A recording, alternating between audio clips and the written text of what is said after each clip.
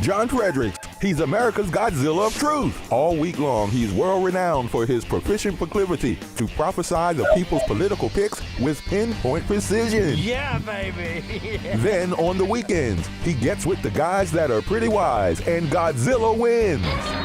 Godzilla Wins, the sports picking show for winning dough. Money lines, parlays, over-under, the best plays. You choose the game, Godzilla picks the winners. Get expert analysis, exclusive insights, and have a little fun. When the game is on your mind and money's on the line, Godzilla Wins is your guide to picking winners.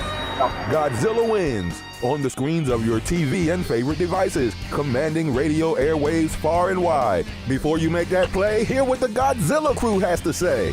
Presented by WestVirginiaSportsNation.com, it's time for Godzilla Wins, all across the John Fredericks Media Network. Oh yeah. For entertainment purposes only.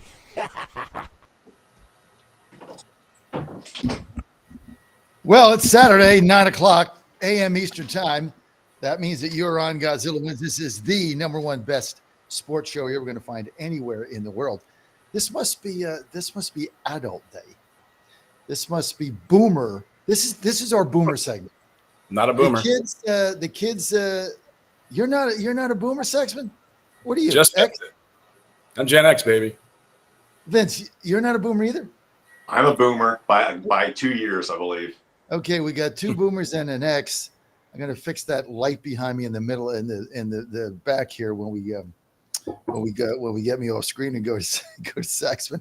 Anyway, welcome to Godzilla Wins, everybody. The best damn sports show we're going to find anywhere. I want to thank you for joining in today. With us is Coach Vince Mayako, right? Mayoko. After 2 years, I'm finally going to get this right. Vince Mayoko is with us, and baseball coach in Bakersfield, California, college baseball coach, and the indelible one and only Chris Saxman coming to you live from Pittsburgh. I'm in Richmond, Virginia today, up on top. I'm on the 18th floor of the Marriott, looking over the beautiful city as the sun comes in. Got back from an event last night, but it's great to have you with us, guys. We got so much to talk about today. And even though Saxman doesn't qualify as a Boomer, we're going to put him in that kind of category anyway. Anyway, all the kids bailed on us today, so none of the youngins are here.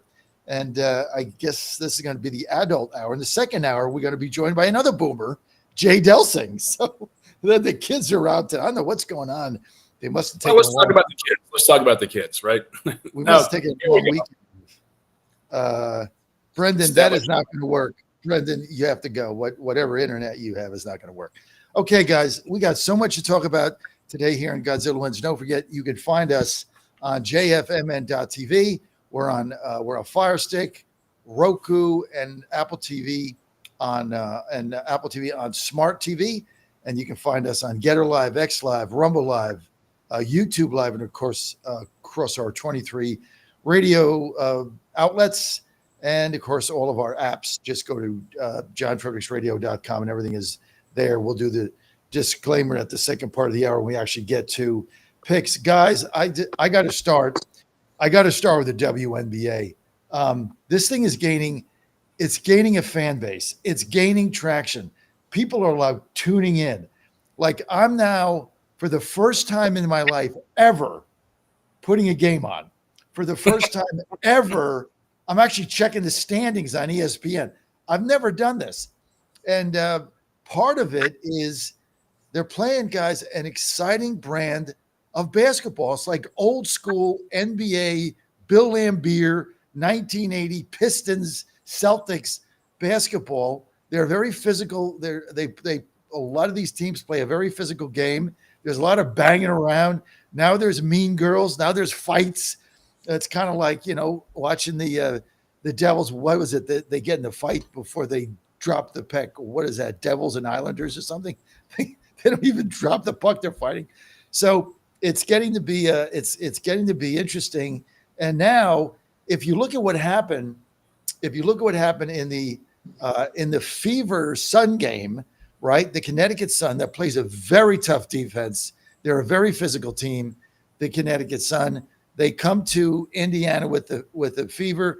Caitlin Clark is there. She's getting beat up. They're banging her around. They knocked her down. They knock her in the eye. Then they bump her, and then in steps Sophie Cunningham, who I think Indiana got from what? From Phoenix, right? Now, there was a rumor that she was maybe having some indiscretion moments with one of the GMs there. I'm not going to get into that because it's all alleged. But anyway, they ship Cunningham to the Fever. And so the Fever gets her. She's a tough player, big girl.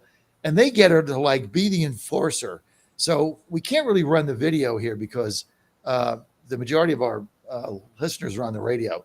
So we can't do that. But Sophie Cunningham comes in and retaliates against what happened to Caitlin Clark in the Sun game. And one of their players is going in for an uncontested layup. And she basically tackles her and throws her down. She also has a black belt in karate. Well, you look at some of these clips, these are physical games, guys. They're fighting. And so, and if you read Sophie's lips after she knocked down the Sun player, she stared at her and said, "So what are you going to do about it?"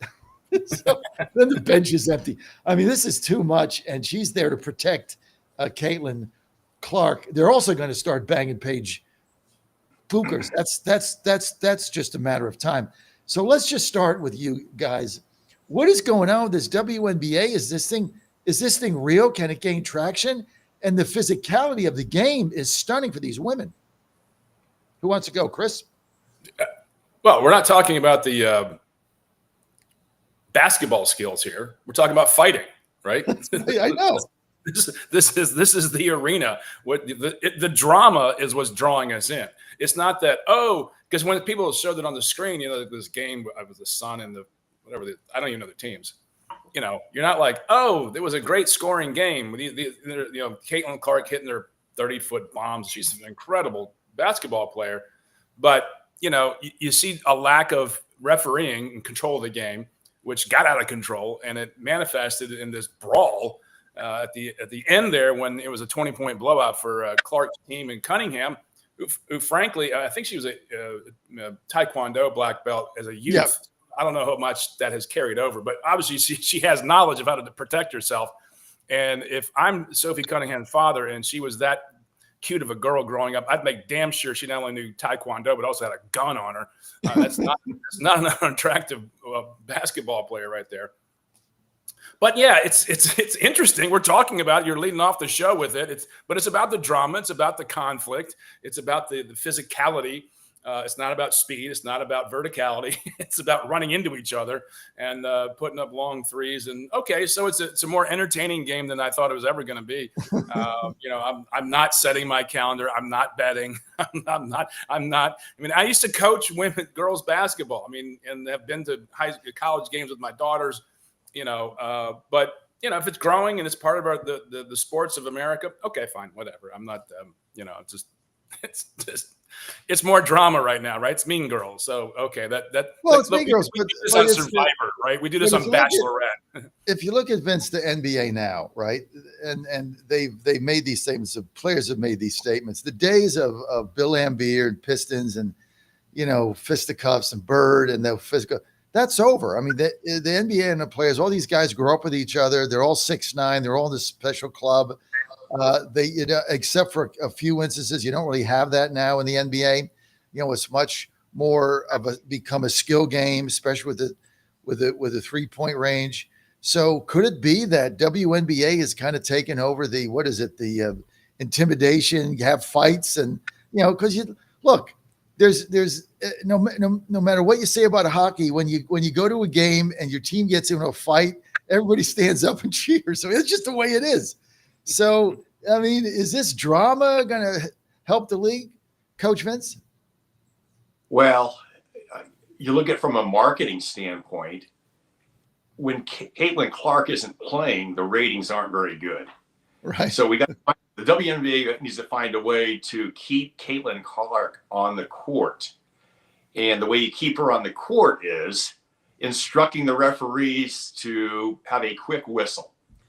Because let's be honest, Caitlin Clark is the reason we're having this conversation. today. No question about it. Yeah. Go to the Sophie Cunningham situation. There was some video that showed up. She played high school football. I mean, granted, she was a kicker, but still, I mean, she had to be there every day doing two-a-days in the summer, and it was interesting when she took out that the Sun player the other day. Her TikTok numbers more than doubled.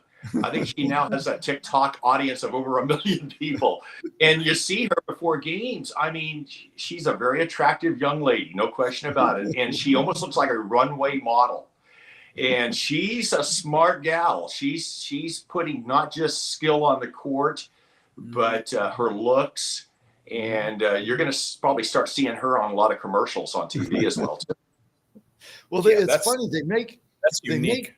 They all make the same amount of money. I think I read this once, right? They all make $80,000. Like everybody that's on the team makes the same money, so there is no negotiation. You play there, you make $80,000, and then of course you make your money on sponsorships and commercials, and you have an agent, things of that. But it's not like somebody's getting $7 million to play, including Clark. That's basically, put this league on the map. And Paige Buchers really hasn't come into her own, but she's an extraordinary player. So I think you're going to see some of that as well. But when she stared down, I mean, come on, guys, when she knocked that Sun player down and just stared at her and said, "So what are you going to do about it?" And you could read her lips. I mean, that's you can't buy that kind of promotional material. And the Sun player just sat on her butt and didn't do anything. She was afraid of her. It's kind of interesting. It's very interesting. To Vince's point, Coach's point about, Sophie Cunningham being a total marketing package. That's unique for the WNBA, which heretofore was lacked marketable players nationally. And Caitlin Clark brings that. And she's not just a great outside shooter. She's competitive. She's fiery. She pushes back. She gets the crowd jacked up. She's a fierce competitor, and that's going to spill over because the Sophie Cunninghams of the world, frankly, yeah, she's an attractive girl, runway model potential there, but that's going to be like a one-off. That's not sustainable, but to a degree, right? You need someone who has the fiery, competitive competency on the court day in and day out to continue to put people not only in the stands, but also on the television where the ratings are to come in. Because frankly, the WNBA on its own isn't making money. And this is how it gets to the point where it can make money and pay the players more. So yeah, it's good for the league. It's good for the players long term, but I don't know if it's great for the game. But we'll see. Sachs, Angel Reese is an attractive lady as well, too. True.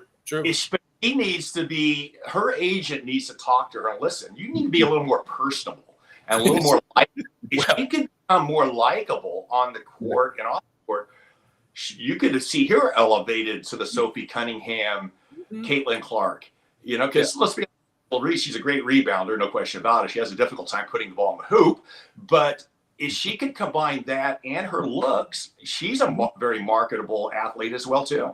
Yeah. I mean, let's not forget Michael Jordan, good looking man, right? Fierce competitor. The brands love him. But Angel Reese has a likability problem, which is frankly not attractive. And once she can, if she can make that change and a shift in her personality, her playing face, if you will, her off game face, the way she presents herself to the public, she could be a very, strong brand within the WNBA as well. But yeah, right now her game does not speak for herself. And she probably rebounds more of her misses than anything else, but Well, we'll see. It's going to be interesting. I just thought that was kind of fascinating. And I also love the Fever's move, bringing in a big, tough player to protect their, marquee athlete. So it's going to go interesting as we go forward. Well, and then she did it, right? Yeah, she did it. Right off the bat, she did it. She went in, they went down court, and she threw that girl to the floor, the girl who poked Caitlin in the eye. So yeah, she threw her down like the larger woman who knocked Clark to the ground. No one seemed to take her on just yet. We'll see what happens throughout the rest of the season, but that's a large woman. Yeah, well, and remember, as I watched the tape, you got to remember, as I was reading about it a little bit and reading about the Sun. I mean, they just play a very physical game. They're probably the most physical team. They're probably the most physical team in there. So look, let's go on here. Wow, College World Series, unbelievable, guys. I've watched this so long. I've never seen a super regional and then a College World Series with these kind of games. This comeback by Louisiana State University with two outs. Crazy. Balls that just went off gloves. I mean, if you're Arkansas, you just broke your heart to see what happened to them. They had that game won. They had it won. 2 inches on 2 balls. The game's over. Yeah. Vince, let's start with you. You coach college baseball. You know there's ups and downs. You know these heartbreakers. Just what went through your mind on that? Break this down for us, Vince. Well, I mean, I think we've discussed this in previous episodes. I mean, I think Arkansas is, a top 5 program. They've got the pedigree, but they've never won it all. And they've had some situations very similar to what happened the other night in the College World Series 4 or 5 years ago against Oregon State. A right fielder catches the ball in the 9th inning. They're national champs. Ball drops. 2 nights later, Oregon State's dogpiling on the field in Omaha. But Golden Spikes Award finalists, okay, the Aloy kid, shortstop for Arkansas. If he turns a double play, we're not even having this discussion. Mm-hmm. It was a routine, tailor-made double play, and instead of throwing it to second base, inexplicably, he throws it to third base for a force out. And I'm going, okay, did I just see something that I've never seen before? And then 2 pitches later, a ball that the left fielder misjudges, stumbles, falls. It was like watching a train wreck in slow motion, glances off his shoulder. Now they're up a run or down a run and runners in scoring position. And even the play that ended the game, probably not 9 times out of 10, that second baseman probably catches the ball. It glanced off his glove. And to sit there and see Arkansas lose one that way and for your season to end, when I think Arkansas is the better team personally. I thought they were. But, man, another tough one. If you're a Razorback fan, that one hurts. Well, and, it was interesting. They brought a freshman pitcher in to close that game out. So young fella, and really he did his job. I mean, he pitched, he made good pitches. He made competitive pitches to probably one of the best lineups in the nation. And to lose that way, now he'll have many more opportunities, obviously, but what a heartbreaker. But for the Tigers, Saxman, this team is just, I mean, I can't see ever. I don't even know what to say. This team is relentless. How many games have they won by now coming back in the 8th inning? And it doesn't even matter what the score is. Doesn't matter how many outs there are. They just seem to get it done, Sax. Al, why don't we give Saxman a little opportunity here where I'm going to close that blind behind me. The sun's coming in and take me off screen a minute. Go ahead, Sax.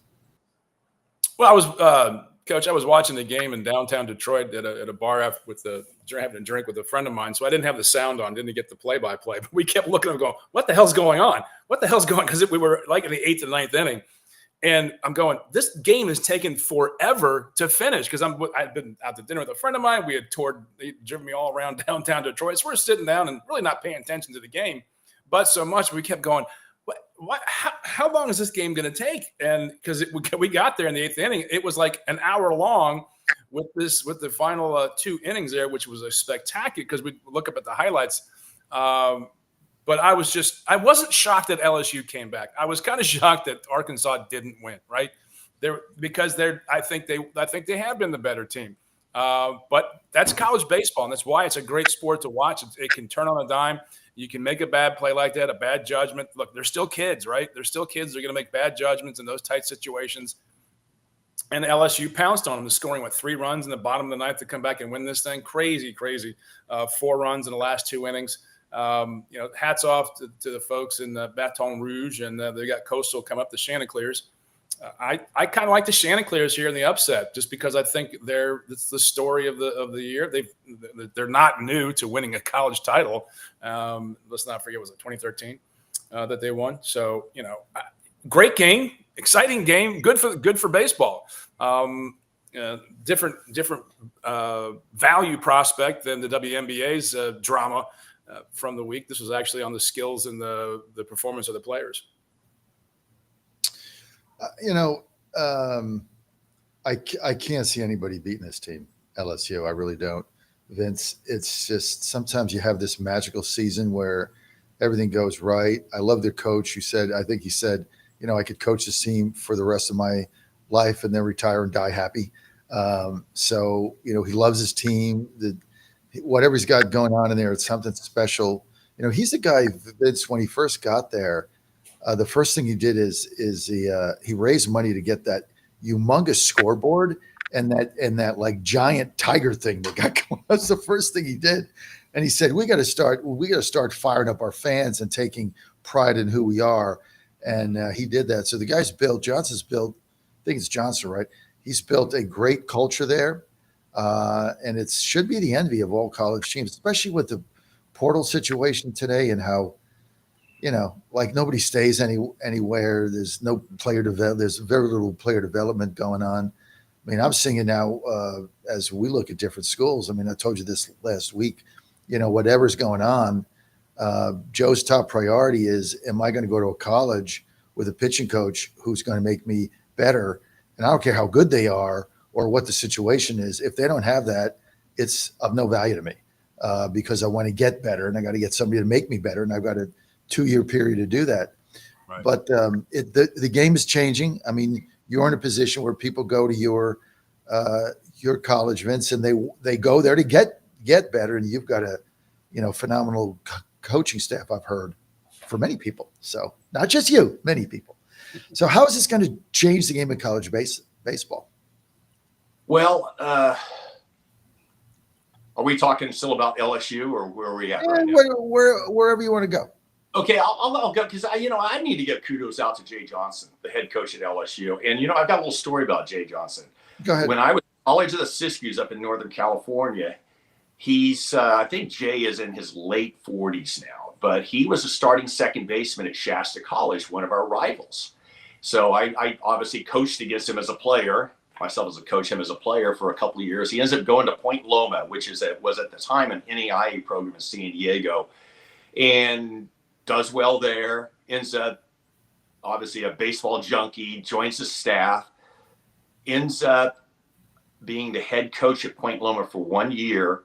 The coach at USD, University of San Diego, Rich Hill, who's now the head coach at Hawaii, brings in Johnson to be his lead assistant. And he had to be 23, 24 years of age. I mean, wet behind the ears, but obviously Rich saw a lot in him. From there, he ends up parlaying success at San Diego and ends up going to the University of Nevada at Reno. And his second year at Reno, which is not a baseball hotbed, they go 41-15 and win the Mountain West. And I think they were like a 2 seed in the Stanford Regional. So from that, he parlays that into the head job at U of A, wins a national title at Arizona, coincidentally loses a national title to Coastal Carolina. That's a nice little how things come full circle. And in 2022, I believe, he lands a job at LSU. And in his first year at LSU, wins a national title. And he's in his 40s. Wow. Guy's got quite the career ahead of him. I think Jay's trending upwards, you say?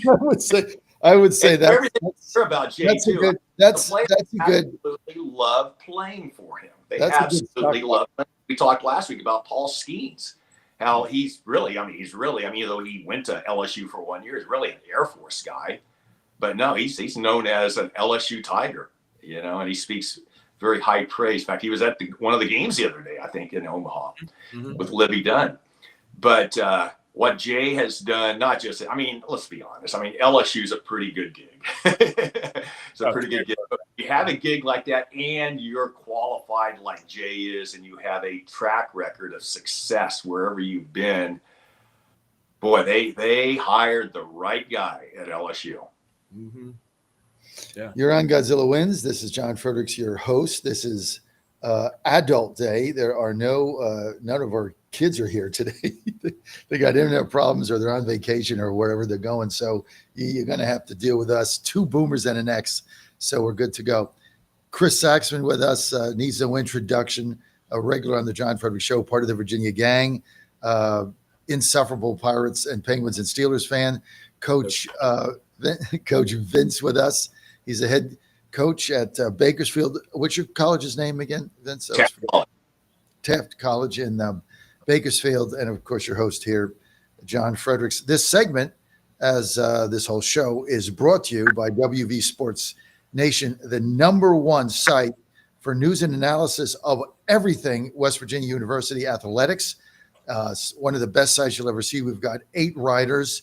We got content up there every day. You can sign up for our daily update. Comes right to your inbox. It's free, no paywall. Just go to WVSportsNation.com, WVSportsNation.com, and check it out. We got a lot of great young writers. We cover things in depth. We're all over the portal. We're all over Rich Rodriguez, everything. If you're anything West Virginia athletics, you want to check out WVSportsNation.com. This segment is brought to you by WVSportsNation.com. Okay, so let's make our picks for the CWS. 2 out of 3. Somebody's going to win it. Chris Saxman, who wins? Love the upset, Coastal Carolina. Coach Vince. Well, my predictions have not been very good this year. But when you're on a 26-game winning streak like Coastal Carolina's, they have not lost since April 22nd at College of Charles. Think about that. 2 months they have not tasted defeat. How do you go against a team like that, even though you're playing the LSU Tigers? So I'm going to go with Coastal Carolina. Hey, back to your WV Sports Nation, John. Somebody in this conversation actually signed up for that 2 weeks ago when we were called out. I signed up. Sax, have you signed up for WV Sports Nation yet? I have it on my schedule today, Vince. Appreciate the help. Nice. Okay, we're on that one. We got you covered, John. I got it scheduled for 11:15 this morning. This is why I love Coach Vince, because he holds his teammates accountable to success. See, I love that, right? He's holding Saxman accountable. Saxman on my show every week hasn't taken the 13 seconds it takes to go to WVSNSportsNation.com and log in and get on our email list. And just wait till we get the My Pillow infomercial here in about an hour. I'm gonna bring. I need to get. John's gonna have to take a big brand shift here and move toward backyard sports and bring in the University of Pittsburgh, which will enable him to bring and have coverage of the Steelers, the Pirates, and the Penguins as well. And that will really just explode that website. You're welcome for the idea. Plenty of people cover the Steelers, and if you're covering West Virginia, you cannot cover Pitt. You understand that, right? You just can't. That's why you call it backyard sport. You can't do that. When you write about him, it's not positive. So you can't do it. Hey, John, do you know what are the odds on the College World Series? Do you know what the line is on? I'm going to look it up. I'm going to look it up now. But imagine LSU favored, but in order for me to do that, in order for me to do that, I got to get Saxman to comment on. Are your Pirates going to play 500 baseball for the remainder of the season? The way you predicted, their pitching is unbelievable. Yes, I was at the game in Detroit on Tuesday night, and the pitching held up until it didn't. And the Tigers are for real. I was about 5 rows behind the Pirates dugout, and the Tigers are just a real ball club. And it was exciting to see. The stadium was pretty well filled up for a Tuesday night. Beautiful night. Tigers. They barrel the ball. Tavi Baez hit 2 out. The Tigers are tough. Tigers are good, man. They're really good. You know, I know this is a betting show, and I don't know what are the odds the Tigers are winning it all this year. I mean, that's a team I bet you could get pretty good odds on. Still, they're down to 7-1. They're down to 7. They opened about 22 to 1. Now they're down to 7 to 1. But on the for the series for the CWS, LSU minus 190, Coastal Carolina plus 155. This is courtesy of DraftKings. So you want to bet LSU to win 2 out of 3. You got to lay 190 to 100 against a team that's won 26 games in a row. I just don't think that's a good bet in today's opener. Now it's interesting. Today's opener, LSU is plus 105. Carolina is minus 135. So just as a person who bets athletics, why am I going to lay 190 on LSU 2 out of 3 when the first game has got Coastal Carolina basically at only plus 125? Like, it doesn't make any sense to me. So I mean, if Carolina wins this first game, they're in the driver's seat. Having said that, I like LSU, but I don't think it's worth 190 to 100.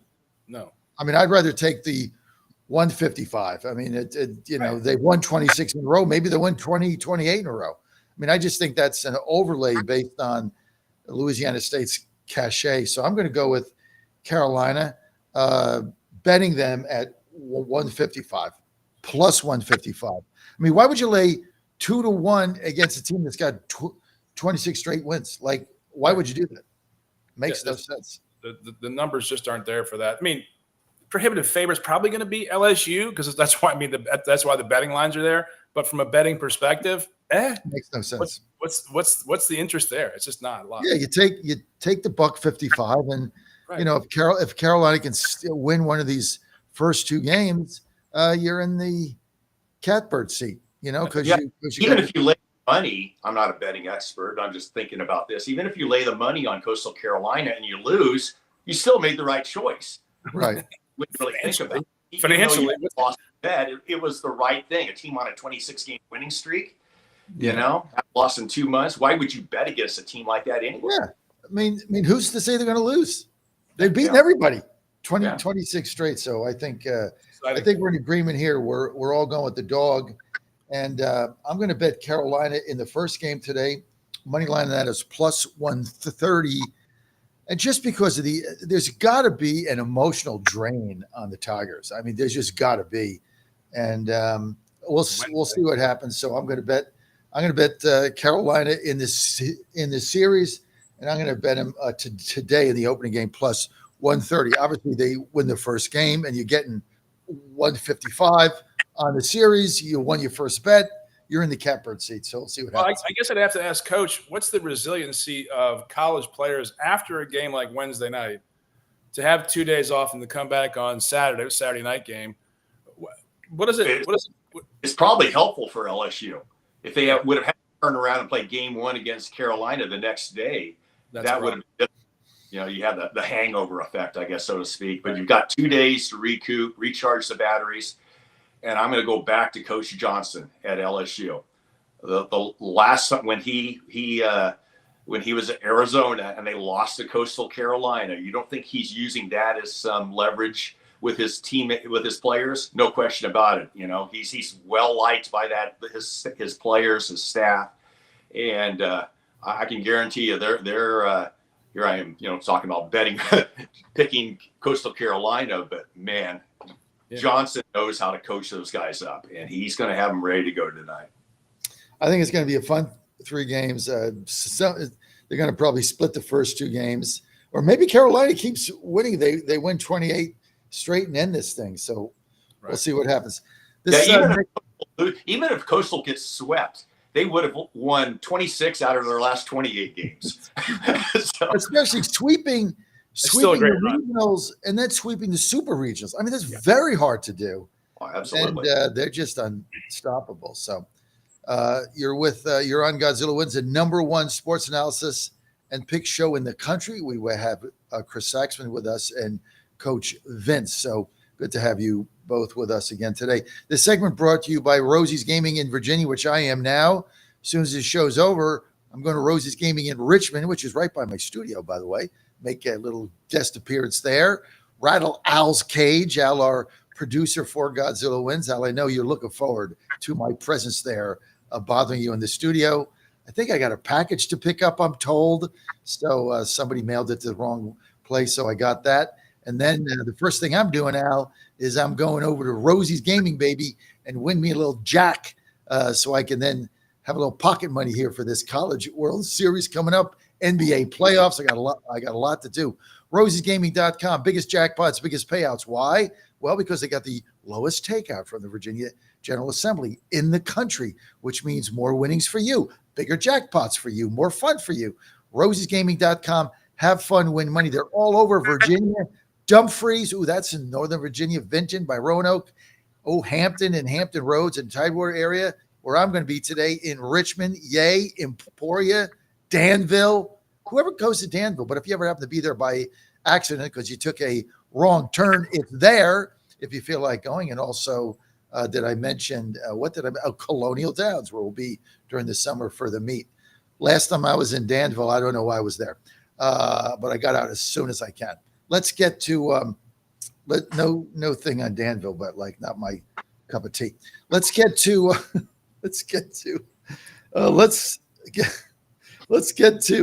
Major League Baseball. We got some rivalries going on. It's like if you like conflict, this was your week, right? You got the Dodgers, you got the Dodgers Padres thing going on. You got pitchers throwing at hitters. You got the two managers. I guess it was Mike. Was it Mike Schultz with San Diego and Dave Roberts, who's got to be 70 years old, with the Dodgers trying to get in a fight? It's the great rivalries that make MLB. And now we got this San Diego Dodger rivalry. Obviously, you got Tampa Bay and Kevin Cash and the Yankees. That goes on forever. And you've got many more. About there, Hunter Brown on my team. They tried to get at him last night because I think he hit like Nero or somebody on the Angels, and the guy got all mad. And Hunter Brown was like, "Hey, you're standing on top of the plate, and I throw inside. What the hell you think's going to happen?" So what do you guys make of all this, especially the fight with the Dodgers and the Padres? Saxman? It's a great rivalry. It's probably one of the underreported rivalries in Major League Baseball. Especially, I think someone asked George Will the other day, "What keeps you up at night?" Thinking politically, geopolitical events. He goes, "West Coast baseball."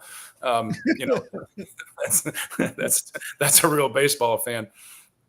I wish I'd stayed up and watched some of them, but I didn't because it is a great rivalry. I love texting my friends out in the West Coast when it happens. Apparently, the Dodgers rookie pitcher threw inside and hit Tatis, and Roberts was trying to get some work in for his other staff, and just it rose in on him. The fastball came in on Tatis and hit him. Had to get hand X-rays and whatnot. But it's a star athlete, star player, big numbers. It's a tough, tense rivalry. It's going to be tough, tense all year long. They hate each other. They've grown to hate each other. It's sort of supplanted rivalry with the Giants in the standings the last couple of years. So it's a great rivalry. When those games come on, you got to tune in. It's great baseball. But when Ohtani gets hit and Tatis gets hit, benches are going to clear. That's just the nature of the beast, man. It's like Canada and the U.S. dropping gloves before the puck, right? It's game on. And people don't think baseball is that intense and that physical. It is. When you're throwing 100 miles an hour inside, when a guy's standing on the plate, bad things are going to happen. It's just the nature of the game. I mean, right. Yeah, just what it is. We've all been there. Vince, all of a sudden we got a lot of guys getting hit. Are we kind of getting back to Bob Gibson, chin music? Give him a bow tie to get him off the plate. Is that what's happening here, or is it just like retaliation? I think in today's game, I don't think you see the retaliation that you did a couple decades ago. When you throw 100 miles an hour, you're not going to have pinpoint control. Right. You throw to an area. You don't throw to the glove anymore. And in fact, if you look at catchers, they'll throw a target there, they'll drop their glove, and then they'll just try to catch the ball. And but the one thing that as a coach, you tell your pitching staff, do not throw at an opponent's head. Mm-hmm. That is off limits. Mm-hmm. That is absolutely off limits. Yep. If you're going to establish the inside part of the plate, try to keep it from the ribs down. Mm-hmm. And the reason why you want to keep it from the ribs down is not just because you're avoiding hitting the head, but the hand as well, too. I mean, as a hitter, like the other night when I saw Tatis get hit, I'm like, ooh, man, they may have lost him for some time, because all it takes is just one broken bone in the hundreds of bones that you have in your hand, and your season could be over. Yep. And you lose a player like Fernando Tatis, your season could be over as a team. Right. Yeah, and when that happens, I can understand the manager of the Padres. In fact, I'd heard, I think in the last 2 years in the Padres-Dodgers rivalry, this is coming from a Giants fan. I mean, I always thought Giants-Dodgers was the rivalry here on the West Coast, but it's kind of evolved to the SoCal rivalry, San Diego, LA. But I believe the Dodgers have hit Tatis in the last 2 years, like 6 different times or something. 6 times, yeah. I think that's why I think that's why Dave Shit went.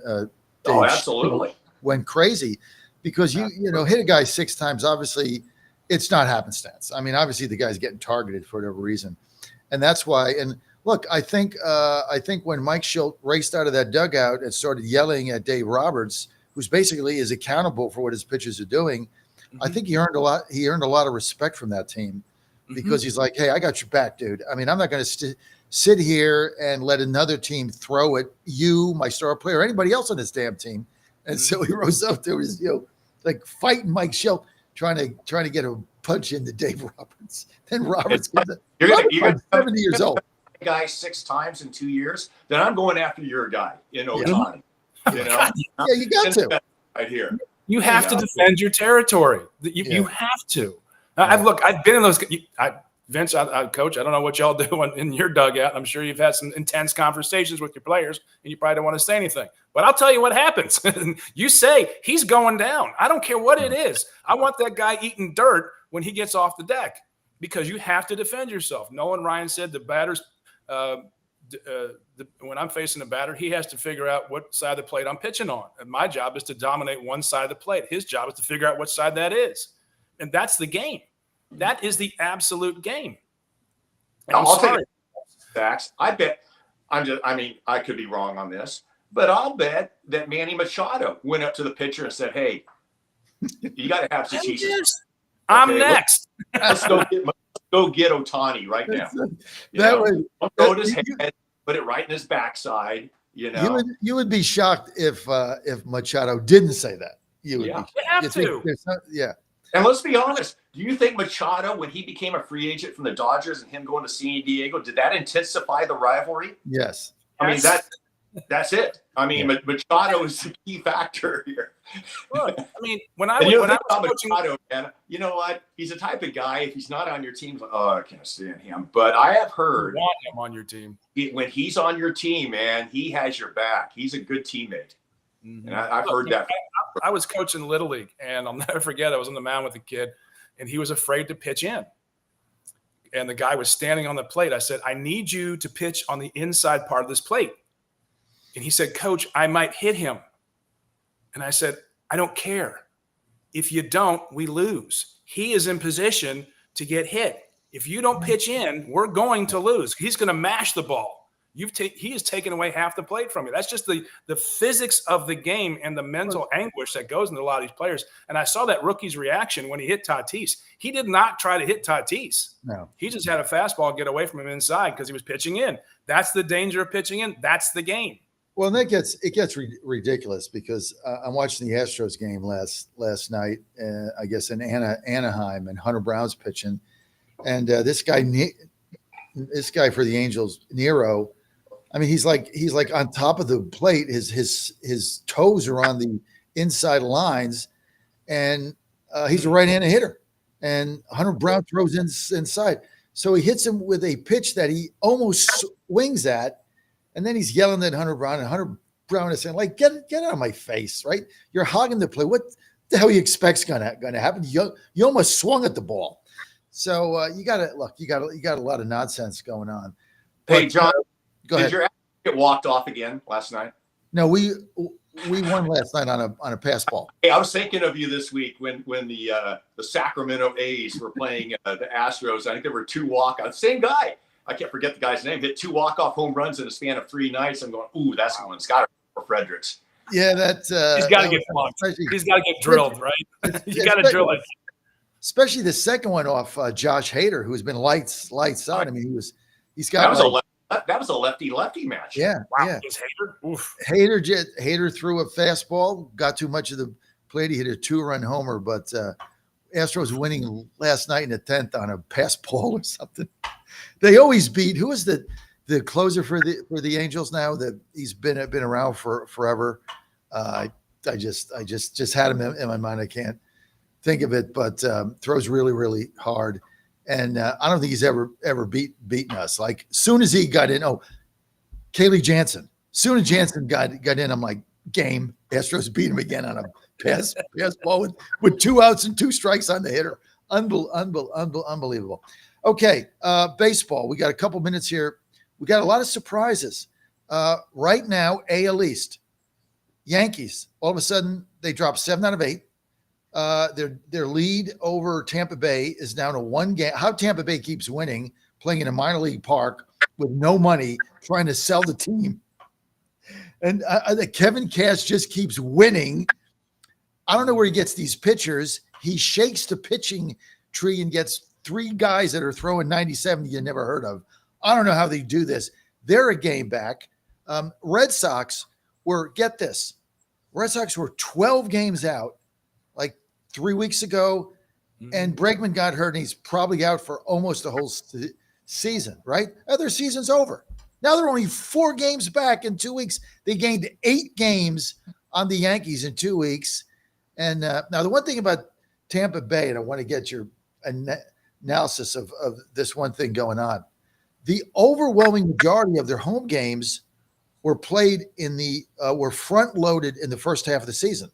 So instead of playing 50% of their home games before the All-Star break, 65% of their home games are before the All-Star break because of hurricane season in Tampa. So the MLB had to dump all these home games in. So now they're a game out, but then they got to go, starting in August, they're not home. They're just on the perpetual team on the road. What's going on? It's baseball with the Yankees. It's just baseball. This is the season. This is the length of 162 games. You're going to have streaks.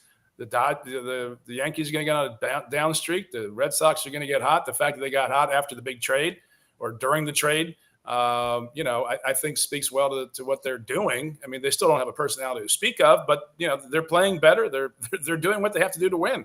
That's not rocket science. It's just baseball. This is we're getting into the dog days, right? It's just getting hot on the East Coast, right? We're gonna have everybody thought the Yankees, with all their money and all their players they were going to run away with this, right? They've got a game lead over Tampa, 3 over Toronto, who's hanging in there, 4 over Boston. Of course, the Orioles have had a disaster. But it seems like whenever you think, okay, this is the year the Yankees are going to just blow everybody out, they just don't consistently win. They don't consistently win. Vince. Remember, I mean, the ace of their staff, Garrett Cole's done for the year. Right. He had Tommy John surgery, so he's gone until mid next year. So that's a tough. I mean, regardless of how much money you have, if you lose your number 1 guy, I mean that's going to catch up with you. And you think about it, too, 2 weeks ago, Toronto, I think, had won 8 or 9 in a row as well, too. But, yeah, you get back the Orioles. I know this is a lot of Baltimore Oriole fans on this. What happened to them? I mean, at the beginning of the year, I mean, for the last couple of years, the Orioles have been really good, young talent. And then all of a sudden this year, boy, it's been a struggle for them. And I didn't see that coming at all. I thought maybe Toronto and maybe, the Red Sox would have a rough year in the AL East, but in a lot of ways, aside from the Orioles, it's the AL East has been a lot of overachieving as of late. Yeah, Let's I mean, Orioles pitching is just atrocious. it just tanked. I mean, you never saw this coming if you're an Orioles fan. But something was wrong with this team. I mean, the first playoff they had, Texas beat them 2 games at home, knocked them out, and they looked like really the deer in the headlights. That was 2 seasons ago, because I bet them in that series over Texas, and they were never in a game. Then they go to then Kansas City comes to Camden Yards, and they beat him two in a row. So they haven't won a playoff game, and it seems like something's wrong with this team. I don't know what it is, Pitching, but something's wrong with this team. Culture. Well, remember they lost Corbin Burns due to free agency. Yeah. In the offseason as well too, and Burns signed a big contract with the Diamondbacks, and then 2 weeks ago he's having Tommy John too. Mm-hmm. So maybe that's a topic for discussion in future episodes, is the Tommy John, why there's so many Tommy John surgeries right now. But not rocket science. Just that's physics of the human arm. You just can't do it. Well, the human arm was not meant to throw a baseball 85 to 100 miles an hour on a consistent basis. That's not the way God made an arm. The coach can speak to this more. The way they're throwing the ball to get the extra velocity is not the way Nolan Ryan and Paul Skeens throw a baseball. The traditional way, frankly, they slingshot everything, and it puts that extra tension on the arm, the ligaments, to the joint. It's a slingshot effect to get the velocity, and it catches up with the arm. Now, you get a guy like Skeens who's 6'6" and 250. That's a big man. That's a big physical, put together man. Nolan Ryan. They threw differently. Just the mechanics of the game have changed, and they've become so analytically driven to get to that velocity. We talked about not hitting players, not pitching inside. The danger of that was because 30 years ago, guys weren't throwing this hard, so you weren't a near fatal incident by throwing up and in. No, everything's max effort now with arms, especially arms come out of the bullpen. It's like, hey, air it out. You got 1 inning. You're going to throw 1 inning tonight. That's your MO, and it's here it comes, baby. I'm going to rear back and throw as hard as I can to 3 hitters. Right. And over the course of a season, and multiple seasons, that wears, and it all starts at the younger levels too. I mean, you're seeing kids in high school, max effort, college, max effort, just throw, every time they throw a fastball, they're grunting as loud as they can. And just like, wow, that's impressive that you got, that you hit 93, but is that going to sustain over the long haul? Right. Let's talk for a minute about locker room culture. Okay. Boston Red Sox, 12 games out, 10 games out, not winning. Bregman gets hurt. They have all that locker room consternation with Rafael Devers. All he knows is the Red Sox signed him to, $330 million contract. Bregman comes in, doesn't want to move off third base, even though he's the worst defensive third baseman in the major leagues 2 seasons straight, right? Anything hit to him is an adventure. Bregman, Gold Glove. Doesn't want to go there, doesn't want to play first. Then he's DH. Bitch. All he does. Finally, Henry, the owner, and the Red Sox are done with him, right? They're just done with the whole thing. They're not winning with him. Bad juju. They ship him off to where'd he go? San Francisco. Actually, they got some good. They unloaded the money, $200-something million. They unload the money, and they get some decent young players back. I thought it was a good move for Boston. Probably is a good move for San Francisco because I think the guy had an attitude adjustment there. They get rid of him, and all of a sudden, the Red Sox have won 8 out of 10. Now, you can't sit here, guys, and tell me that locker room culture doesn't matter to playing winning baseball. To me, that's all you have to look at. Go ahead, Sax. Yeah, I mean, cancer spreads and it eats the host. It kills the host. And if you don't cut it out, it will kill the host. And the host was the Boston Red Sox. Devers obviously became a cancer in that locker room. patently obvious. You got to get rid of him. And the Red Sox said, okay, we're going to eat the loss to get rid of this guy. They knew the problem. They have a good ball club. They've got some talent. They've got a solid, Major League Baseball club there, and they want to put people in the stands. And if you're not, look, if you ever sat in the stands at Fenway Park, those people pay attention to everything. They are locked in on that team. Oh yeah. They are fanatics. Every pitch. Every pitch. And hilarious. So those people are hilarious to see the games with. But they're baseball fans. That's the thing. I mean, great baseball.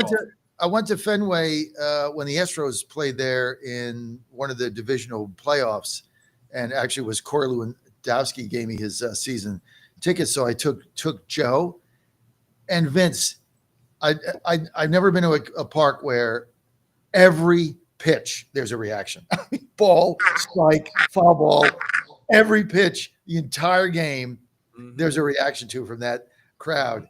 But they know their game, so it's not like stupid stuff, right? So, anyway, it's pretty interesting. But Devers is gone, and now all of a sudden, Boston's making a run. You think Vince he's going to help the Giants? Oh yeah, I love the deal. I really do. And keep in mind, okay, I know I'm kind of dating myself, but 2010, 2012, 2014, in a 5-year span, the Giants won 3 World Series titles. The common denominator on those 3 teams was Buster Posey. Buster Posey is now the president of the San Francisco Giants. I don't know his exact title, general manager. Right. And Devers has to answer to Buster Posey.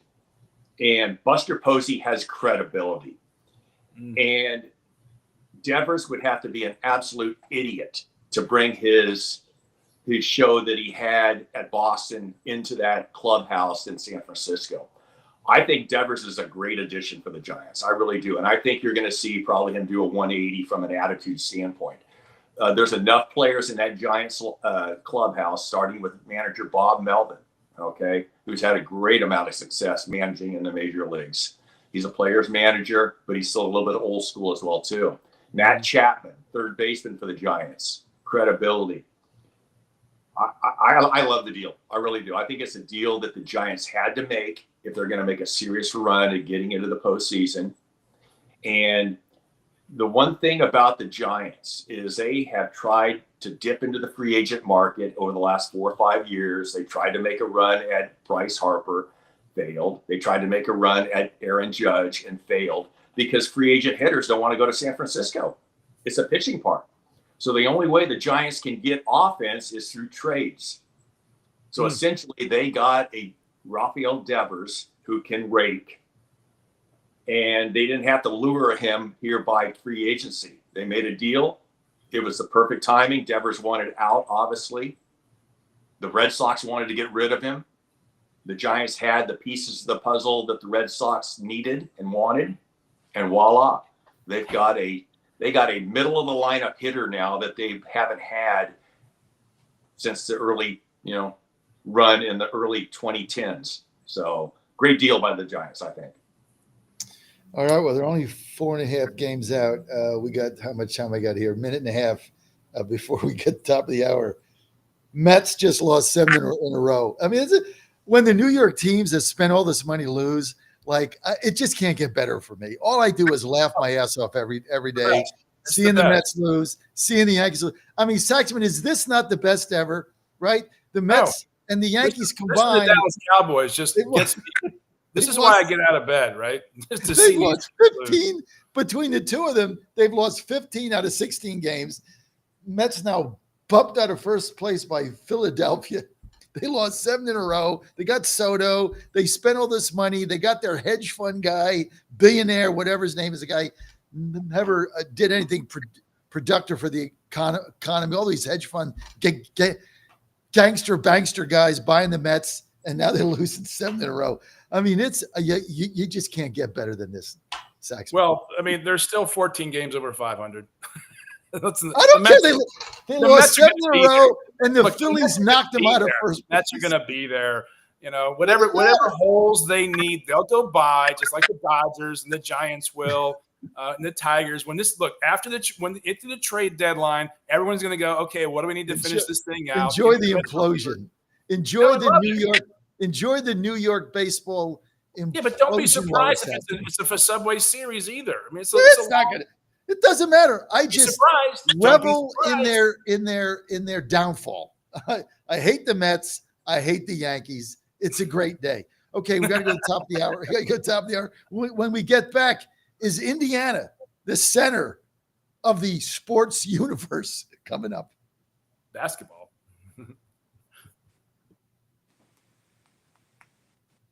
The best part about waking up in the morning is a great cup of coffee, and I get this every day with my 1775 coffee. It's rich, it's bold, best tasting coffee I've ever had. Single origin, farmed in Bolivia, 7,000 feet. It's always fresh, roasted daily. This is the best coffee you're ever going to get. Go to 1775coffee.com, 1775coffee.com. Promo code Godzilla, 10% off. It's going to make your day every day.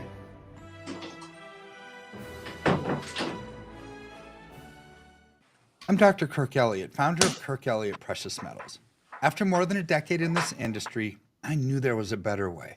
And it's an exciting time to invest in gold and silver with the most significant bull market I've ever seen. But please, don't overpay for your stuff. At KEPM, we focus on bullion only and no commission when you sell. We'd love to connect with you, so call our office at 720-605-3900 or go to kepm.com/Godzilla. You woke up with a sore throat and a low-grade fever. You know you are getting sick, so here's your choices. You can get sicker and miss work. Try to see a doctor this week or sit hours in a crowded waiting room at urgent care. I have a smarter option for you. Open your medical emergency kit. Match your symptoms to doctor-recommended prescription in your booklet and take the right meds now and get well faster. This is not a first aid kit. It's like having an urgent care in your home. It includes doctor-prescribed medications to treat over 39 medical issues like respiratory infections, strep throat, pneumonia, UTIs, and more. No waiting to see the doctor and no standing in line at the pharmacy. It's right here. Every home should have at least one medical emergency kit, and here's how to order. Order online fast and save $45. Your kit with prescriptions to treat common and life-saving illnesses is rushed to your door. Visit twc.health/Godzilla. Promo code Godzilla. That's twc.health/Godzilla. Promo code Godzilla.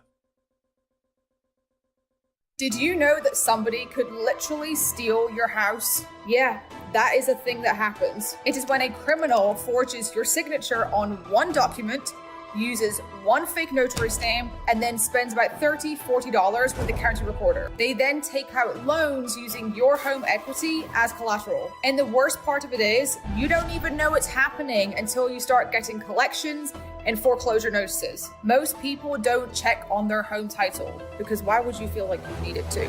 But this right here is why you need to use Home Title Lock.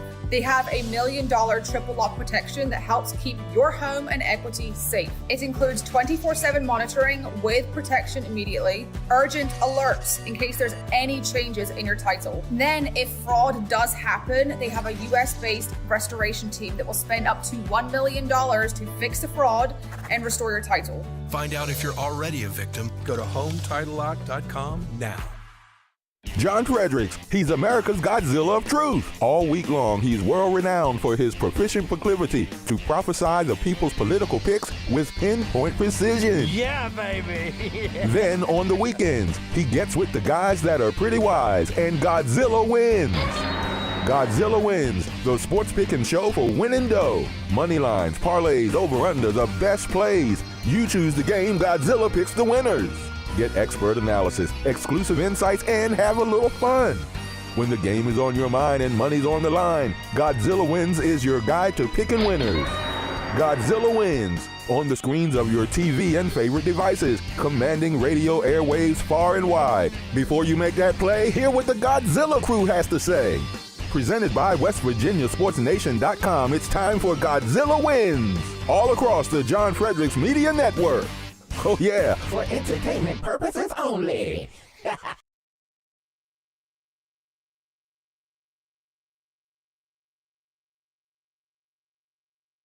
A regular contributor to the John Fredericks Media Network, Coach Vince is with us. Bakersfield, Taft college baseball coach, knows what's going on. One of the best junior colleges coaches out there, one of the best player development, really knows the game. And boy, if you got a player and you're looking for him to develop in baseball and you want a JUCO option where he can go from point A to point B, you want to get a hold of Coach Vince. And you can go, he's JUCO, you can go directly to him. Coach Vince, people want to reach you, might have an opportunity, want to have a chance to play on your team and develop at a junior college. How would they reach out, Vince? Well, I guess I'll do my social media plug. Yes. We're on Instagram at Taft College Baseball.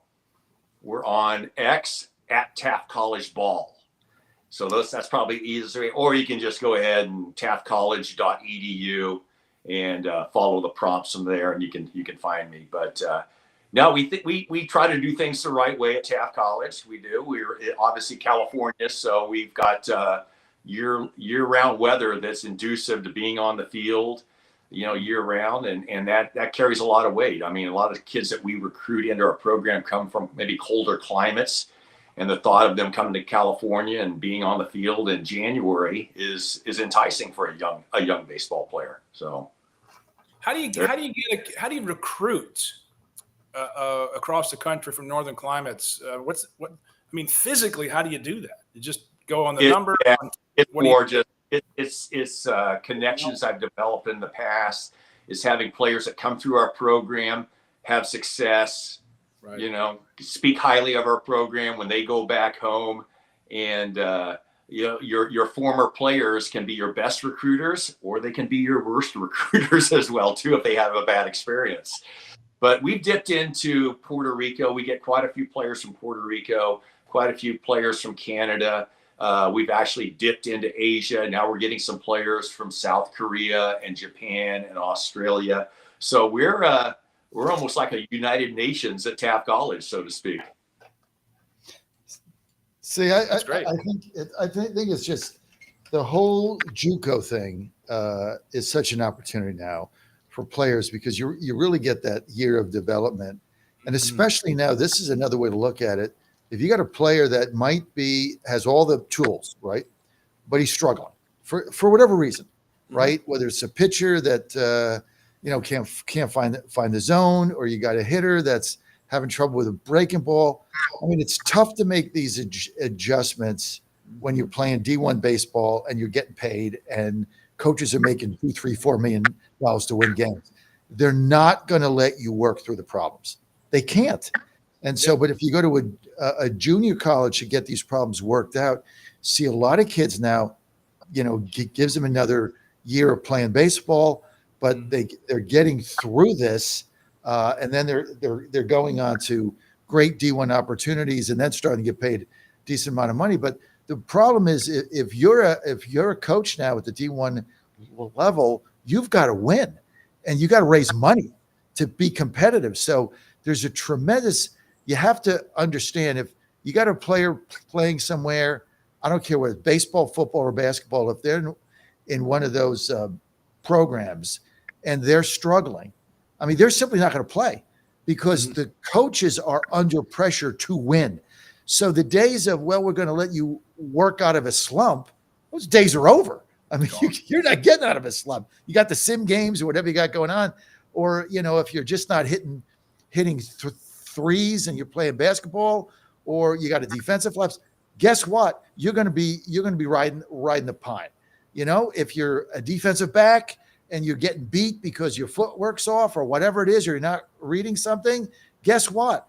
You're not going to play, because they're paid big money to win games, and all these other players are getting paid, Vince. So I think the pressure has got, especially with basketball, football, and rosters getting cut down, the pressure's now intense. That roster spot, you got to be productive, Vince. Am I right? Oh, you're absolutely spot on. No question about it. The thing is, at my level, I mean, trust me, no one wants to win more than me. Okay. I want to make that point clear. But, okay, big picture wise, this year we went 16-24, not a great year. If I'm at a D1 program and I go 16-24, there's rumblings. Okay. We need to fire this guy. We need to look at other options. My job is secure. Okay. My job is secure. So from that standpoint, yeah, we want to win. No question about it. But it's big picture. We want to develop our guys. You've talked about that in the last few episodes we've had, John, about the player development. That's things that we want to do at Taft College, whether it's for 1 year, 2 years, or if we're fortunate to have a kid for 3 years. He redshirts 1 year and we get 2 years of eligibility out of him. But our main purpose is not just the player development, but it's getting our guys on to the next level, whether it be professionally, whether it be D1, D2, NAIA, D3. As long as we can get our guys onto the 4-year level and get some of their higher education paid for, and they get an opportunity to continue their baseball collegiate career, then we've done our job as a coaching staff. We really have. And not everybody is a pro prospect. Not everybody's a D1 player. But if we can get our guys that truly want to go on and play 4-year baseball at the university level, we're a great vehicle to get there. And that is a perfect place in today's baseball market. I mean, we talked about this last week. So many kids just aren't ready to go on the D1 circuit, and it's a circuit. I mean, because you give your life over to the team and to the college. Some people just haven't mentally, emotionally, psychologically developed to the point at which they can perform at that level as a true freshman. Now, some do, God bless, but some will develop later, physically especially. And get the skills and the reps and the time in the cage, right? So that's good on you for having it and expanding the recruiting universe to not just your region. You're a great guy, Vince, and a great coach. And any parent out there that's looking for an opportunity for their baseball player, I think it would be excellent. By the way, somebody just texted me and said they want to call in. You can always call in here, 888-480-JOHN. I'll take your call, put you right in, 888-480-5646. That's our number. We take calls. That's what we do. So if you want to weigh in on something, great to have you, 888-480-5646. Al Green at the Control Center in Rich Vegas. So you can call him right there. This segment brought to you by WV Sports Nation. Go to wvsportsnation.com. And if you want to follow WV sports of any kind, football, basketball, we got football, we got basketball, we got track, we got all the features, we got a column, we got analysis. Some of it is a little bit biting, but that's what a newspaper does. We got 8 writers in our stable. The other good thing about it is the site is, its CEO is my older son, Jack Fredericks, who is getting his PhD in teaching college at Arizona State University, as my son says, forks up, whatever the hell that means. But he's at Arizona State University and runs our site, and he's doing a great job. And so check us out, wvsportsnation.com. You'll love it, wvsportsnation.com. And then sign up for our daily alerts, which come right into your inbox. Never a paywall, always free. And tell you what, Saxman, someday you're going to sign up for it. We're going to be so excited. Come on, Sax. When we see your name on there, Sax, when we see Chris Saxman, the Pitt fan, when we see your name on there, we're going to know that. Look, I try to limit myself to about 500 emails a day. So it's time to get to 501. Once we see your name, I'm going to tell my son, I'm going to call him up. I'm going to say, Jack, we've now arrived. Saxman signed up for your newsletter. We're now big time. We got Saxman. All to another level. If Saxman is boycotting West Virginia because he's a Pitt Panther fan, I know, right? Like, man, horrible. WVSportsNation.com. This is X Day with the Boomers, the Boomer X Day. All the kids are gone today. Normally it's like stacked with millennials and Gen Zers. There's nobody here. And it's just let's be honest. They went to bed a little late last night. I think so. X and Boomers. That's it. I mean, Coach Prince is on the West Coast. It's only 7 a.m. It's the second hour. He's been up for a while. He gets up early for us. Plus, I know he was watching baseball last night. My 1775 coffee treats me well. Go to he's a full good segue, baby. Go to 1775coffee.com. Best coffee you're ever going to get. Promo code Godzilla, 10% off. Unfortunately, I brought my 1775 K cups with me, But here in the Marriott, they don't have a K-Cup thing. They have these little packets here. I don't know what the hell these things are. That you got to put in the thing. I mean, I'm in a Marriott. Like, give me a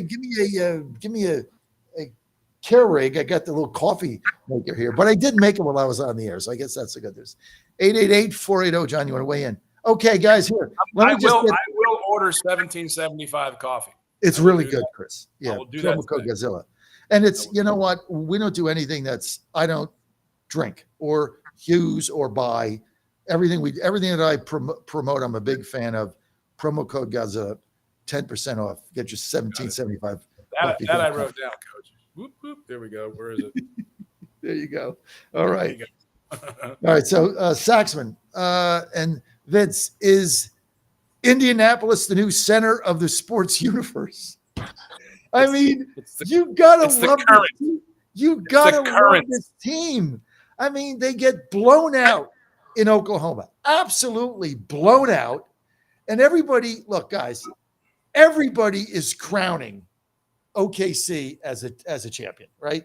They're up 3-2. There's no way they're going to lose 2 in a row. They're all crowning as a champion, telling what a great run they had. And then you got Seattle Supersonics fans saying this really sucks because this is really our team from 50 years ago or something.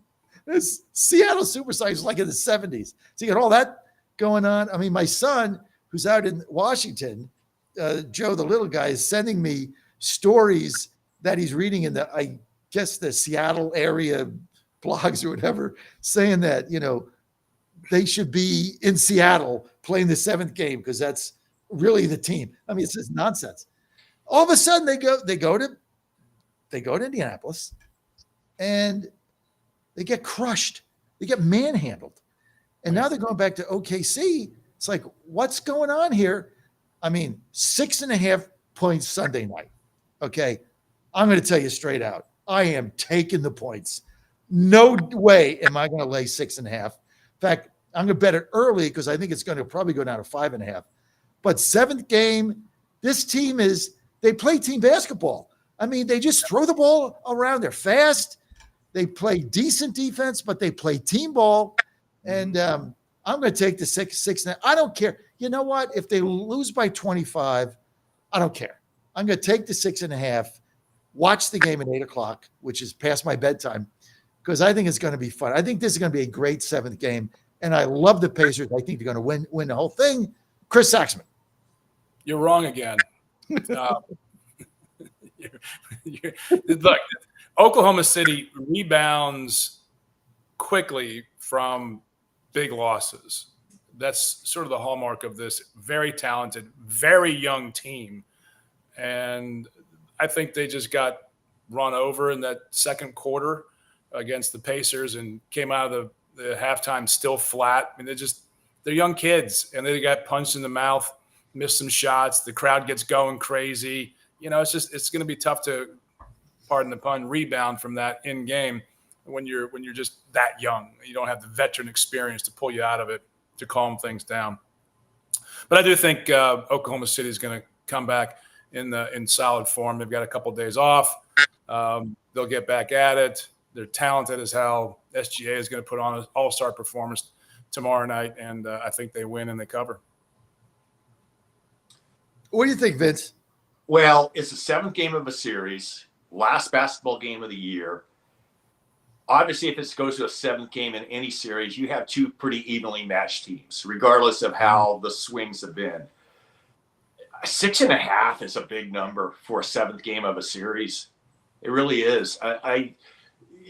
Theoretically, if you're a numbers guy, this game should probably, because it's the 7th game of the NBA Finals, should probably be somewhere between 2 and 3 for a line. But 6.5, man, I'm not a betting guy, but if I were, I would take that 6.5 if I was and lay my money on the Pacers. Well, the purpose of the real purpose of gambling on sports is entertainment. I mean, that's the purpose of it. You're not going to make a lot of money. So the purpose is entertainment, and you'd like to make money in the meantime. It's no different than going to the casino. And I go to the blackjack table with Ann. She likes to play. She normally wins. I try to break even, but I'm there for entertainment.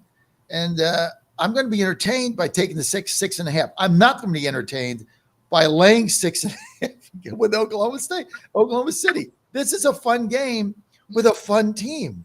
And whoever saw this has got to be dry.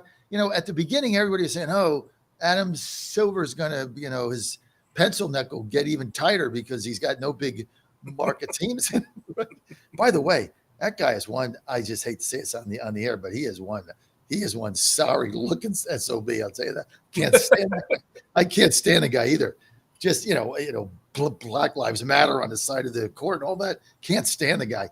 But this is 2 little market teams, and it's somehow revitalized interest in the NBA. Figure that out. How'd that happen? Yeah, I think it gives small market teams, a puncher's chance now. We see 2 teams like this, Indiana and OKC, who are not obviously not Lakers, Celtics, or Knicks, Lakers in the NBA Finals. I mean, it's 2 small market teams, so it gives places like Charlotte, like New Orleans, like Sacramento, Portland, reason to hope in the future that. If we draft well, if we're able to dip into free agency and play our cards right, that could be us. Mm-hmm. Yeah, like you said, it's a great phrase, puncher's chance. That's the beauty of a salary cap, salary floor league. It spreads it out. You can get competitive with draft picks. That's what OKC's done over the years. They had Harden, Durant, and Westbrook 10 years ago, 13 years ago. That was by virtue of finishing poorly in the season, getting great draft picks. That's how the Penguins built their Stanley Cup wins. Mario Lemieux draft, lottery picks, and Sidney Crosby, which was the most amazing lottery pick of all time. How they got Jaromir Jagr to sign to get drafted by the Penguins. There's just because he wanted to play with Lemieux. He sort of sandbagged the rest of the league. That's what happens in leagues where you balance the competition out, unlike Major League Baseball, which is top heavy, money centric, and that's unfortunate for the game because you got great franchises like the Kansas City Royals they got some good young ball players, right? But for Oklahoma City, Oklahoma, and Indiana are the 2 best teams in the league, and those are relatively small markets. It's great to see. I mean, Indianapolis is a AAA team in baseball, so is Oklahoma. They're legitimately AAA cities. I think it's a beautiful thing, and I think either of these teams win. It's like I stopped watching the NBA after the COVID when they put Black Lives Matter on the side of the court. I'm done. I mean, I haven't seen. I stopped. I was a Rockets fan. We had Harden and some of those players. He had some really good teams. But I couldn't watch a game. I'm just done. I'm done with that. And Adam Silver kept it on there for the whole season. And, you're making political statements on the side court of I'm trying to tune in a basketball game to see if Harden can play defense on any given evening if he so is inclined to do so. And I got to stare at a political statement. And I understand the show's not politics. I get that. But that just turned me off. I mean, I never tuned in a game again. First NBA game that I watched was these finals. Well, I did watch the Pacers beat the Knicks because I thought that was a fun series. But I don't know when COVID was. What was that, 2020? So 2020, 2021, 2022, 23, 24, 5 years I did not watch an NBA game. And I was a fan. 5 years because of that nonsense I don't want to see it. I've said this 1,000 times. When I go and watch athletics, I want to escape politics. That's why I turn on a baseball game. I want to escape. Oh, God, I do it all frigging day long. From the minute I get up to the minute I go to bed in Washington, D.C., I'm inundated with it. As soon as I get up, phones blowing up. Trump did this. What did this? There's a riot in L.A. I put that baseball game on. I don't want to hear it. I put a basketball game on. I don't want to hear it. I want to escape, make my bed. And for 2 hours, I don't have to deal with anything politically. And so if you put this stuff in my face again, pisses me off. And look, guys, I don't think I'm alone. And I don't care conservative, liberal. I don't care what the message is. I don't want it. Mm-hmm. Yeah. No, I went to the game. I went to the Pirates Tigers game. It was a Tuesday night. Beautiful night. And I kept score. I went and got the scorecard in the program and a pencil. And it was so mentally relaxing to just focus on the game, to watch the game inside the game, to see those great athletes, and to shut everything off. And I highly recommend, that's one of the things we ought to teach kids in this country, is just to score a baseball game. Go to a game, get a scorecard, teach them how to do it. Because when I was coaching, and we'd sometimes go up in the score box and keep score of the game just for the league or whatever, it was so relaxing. You learn so much more about the game when you do that, when you get into the game, and when you get these external distractions. You're like, what am I here for? Life's hard enough as it is. To your point, John, I don't want politics in my sports, and I don't want sports in my politics. But that's not gonna go on. But that's the reason why we have entertainment. You're there to be entertained. Yeah. Hey, this is coming from a guy. I'm a NorCal guy, and I love the Golden State Warriors and the run that they had. But what I'm just like you, John, and you too, Sax, is when Steve Kerr would grab the microphone after a game and get political. I'm going, I'm not listening to this. And I don't care where you are, right, left, in the middle, politically. Greg Popovich, for all those years at San Antonio, I used to love to watch the Spurs play. I couldn't stand to watch him play because he's going to make his political statement after each and every game. What the Dodgers and the Mets have done this week, and I'm not going to get into specifics, but I think you know where I'm going with that. They're getting political. Mm-hmm. Professional sports needs to get their act together. Mm-hmm. I understand social justice and all that kind of stuff. I really do. I mean, to me, one of the greatest things that sports ever did was obviously Jackie Robinson and the Dodgers in the 1940s. Yeah. But that's, now we've gotten it. Now it's got to be a political statement. I don't like this candidate. Dude, just analyze how the game went. Talk about why you switched it up from a man-to-man to a zone defense, and leave it at that. Okay? Don't get political, because our opportunity as individuals watching sports or attending sports is to enjoy the game, enjoy the event, and escape for 2 to 3 hours. Escape. Thank you. Escape. Well, it's not just that. It's also the brilliance of the rules of the game, which are by nature political. Are they not? I mean, the baseball strike zone is one of the most political things there is. And for Steve Kerr and Greg Popovich, great coaches. But if you want to get political, talk about the meritocracy, talk about the fairness of the game, talk about how great these teams are, because that will lure people into performing better in their daily lives, right? That's where you want to take people. That's where you want to lead people. And when you preach, and both Kerr, especially Kerr recently, but also he's horrible. They preach down at you, like if you don't agree with them, you're just not worthy of what they do and who they are. And it's like, hey, I don't need for you to tell me how much better you are than me. I'm here to watch your game and participate and play into this thing. And so I'm the same way with you guys. I don't need to hear you preaching at me. If I want to go do that, I'll go to mass on Sundays. And frankly, they're better at it. If you want to be political, retire and go run for office, like Coach Tommy Tuberville did for Auburn, got to be senator of Alabama, or Jim Bunning was I think a senator from Kentucky back in the day, or Steve Largent with Seattle ran for Congress, very conservative. You never heard him in the Seahawks talking politics. He retired and ran for Congress. That's fine. Do what you want, but don't be politicizing to me when I'm trying to watch a damn baseball game. I had the Astro game on last week, and they get the MLB TV. I don't even know who they were playing. They were at home, and they go to the, you know how sometimes they'll have like the guest people come in the talking booth or whatever, GM or whatever. So they have like their marketing VP, and she's talking about, oh, this is Pride Week, and we're having these Pride flag. I turn the game off. Like, I want to know why Framber Valdez has just walked two guys on 8 pitches. I don't care about your Pride Day. Like, that's not why I tune you in. I got 90 million social media people tell me about Pride Day. Tell me about Frambez. That's why I put you on. Right. It drives me bat crap crazy. Either way.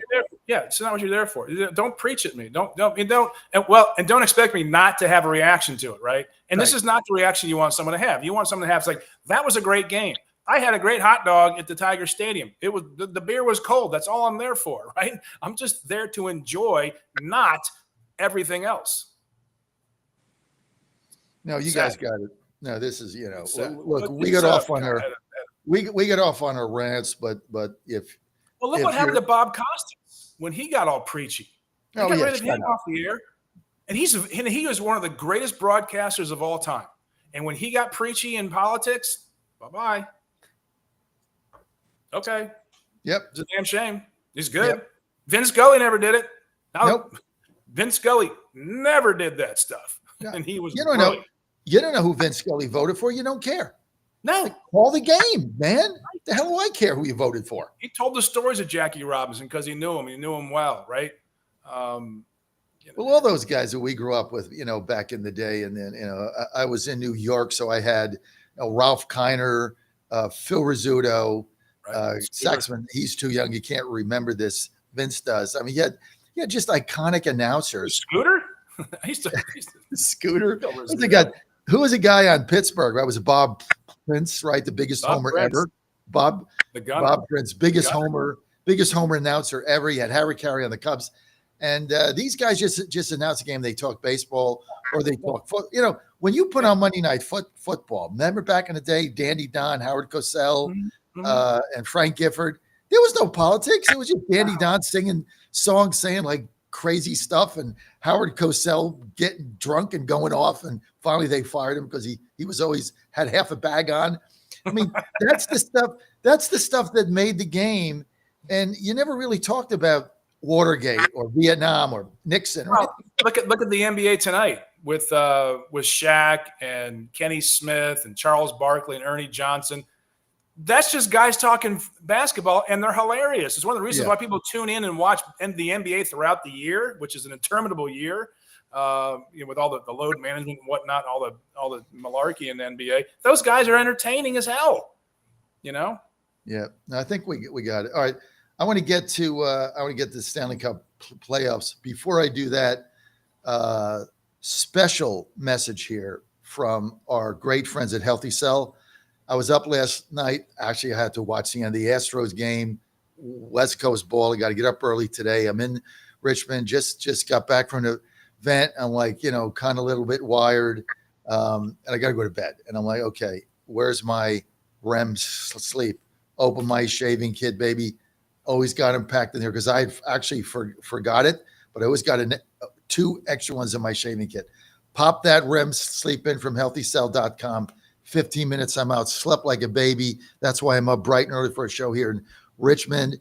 Then got up today, took my bio vitamins. Everybody's sick. Everybody in my company is sick. Pascal got sick, and Lucy got sick, and Ann got sick, and this one got sick, and that one got sick. Tyler got sick. Everybody gets sick but me. I'm like a bull. Why? Because I take care of myself.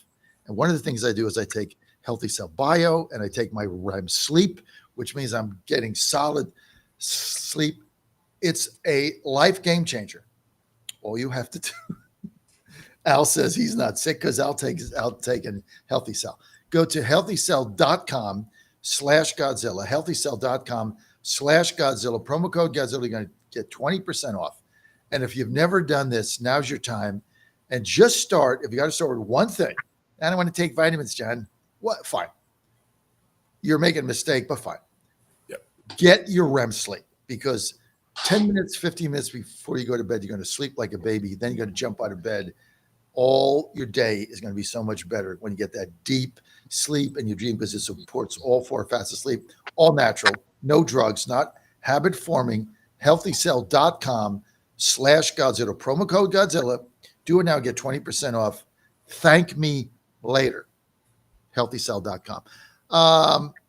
Let's go to Stanley Cup. Edmonton. Disaster again. Last 2 games, not in a game. Nope. Not in a game. No. Forget them. This Panthers are a dynasty. I mean, did you ever think we'd get to the point where there was a Stanley Cup hockey dynasty and NHL dynasty in Miami. Did anybody ever see this coming? I mean, dynasty, you think, okay, Philadelphia, Boston, New York, Montreal, Toronto, forget the Leafs, right? Somebody in Canada, Red Wings, right? Somebody cold, Minnesota. No. Dynasty in hockey, Miami Beach. Go figure this out. Somebody help me. Look, they got a great organization. This is not rocket science. I hate using that phrase. I've overused this morning, but they've put together a hell of an organization down there. They got the goalie that they need and want. They've got a great team. Talk about culture. You talk about culture. This is a culture win. You talk about what you want to teach kids in the rest of the country, how an organization should run and behave internally with each other as a team. That's one of the great lessons of the Florida Panthers. When you pull back, yeah, Reinhardt had 2 empty net goals to get the 4 goals, but the man had 4 goals in the Stanley Cup final to win the thing. So, hats off to the Florida Panthers. Don't think they're the dynasty yet. If they get a 3rd next year, yeah, you can talk dynasty. Back-to-backs, that I don't think is a dynasty. So since 2020, 4 Stanley Cup titles in the state of Florida. That's Tampa nuts. Bay in 2020, in 2021. Boy, whoever thought that hockey would go over well in Florida? But obviously, we know the dynamics of Florida. A lot of Northeasterners have moved to Florida. Mm-hmm. And the state of Florida, okay, has struggles in other professional sports, but not in hockey. No, in a salary cap league, when you cut that income tax down to 0, makes a difference. It makes a difference. You're gonna get a couple extra players that other teams are gonna go, let's go here. Where are they gonna play golf in the off season?